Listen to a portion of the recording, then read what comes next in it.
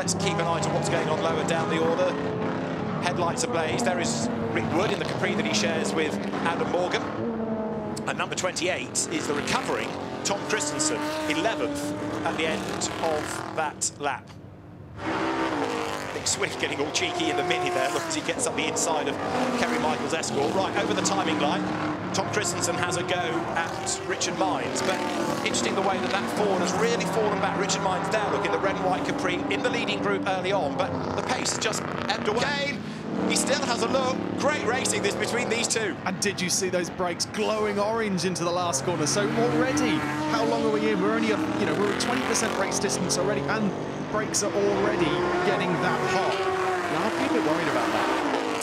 It's fine. They have a rest. 2-minute pit stop. It'll be fine. But even in a modern, minor period touring car, brakes can be an issue. Just ask Dan Cambish from the BTCC of last season. Right, look back to Nick Manassian. How's he getting on? He's down in 5th place, and Tom Kristensen is all over the back of him, recovering, sawing away at the wheel. Then goes from the outside to the inside. You see the car twitching as TK unleashes the power, charges through on the inside. But again, the heart, oh, that's not a good sign. Nick Swift's Mini in the pits already, and that's, of course, before the pit window.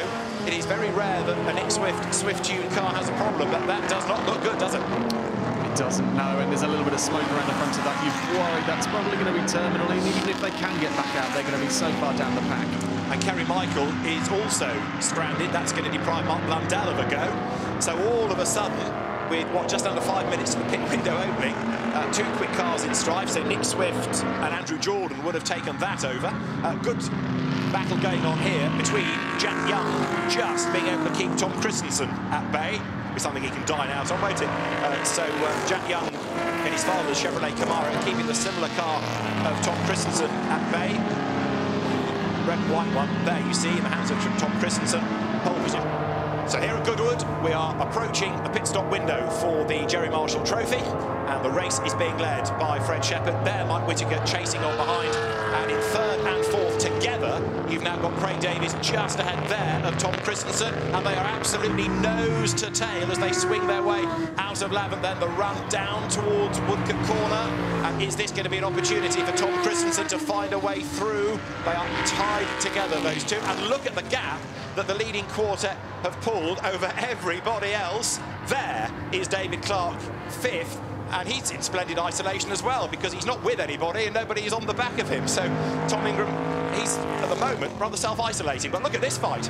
He is, and Tom Kristensen down the inside into this last section here. What a recovery. He's set purple sector in that first lap, so a fastest lap for him on that previous lap as well. So despite me saying time seemed to be dropping off, Tom Kristensen seems to be able to keep putting the lap times in. So this is a car, in a sense, doing the opposite of most. You put the really quick driver in first and see how far up then he and Richard Mines share a number of cars together, make a very good partnership. And this is the lead battle. Now, these two have yet to stop. So Mike Whittaker with the tail-wagging Ford Capri and Tom Kristensen with a wheel on the dirt. Brilliant battle. He's pushing hard, isn't he, Tom Kristensen? Again, another purple sector in that sector 1. He's, again, another fastest lap on that previous lap. He seems to be able to get the very most out of this car, even late on into the stint. But are we going to see now the power of that car be able to drag him past him as we come up to the Woodcote section? Yes, simple as that. Through he goes then. So the Chevrolet Camaro booms past into the lead.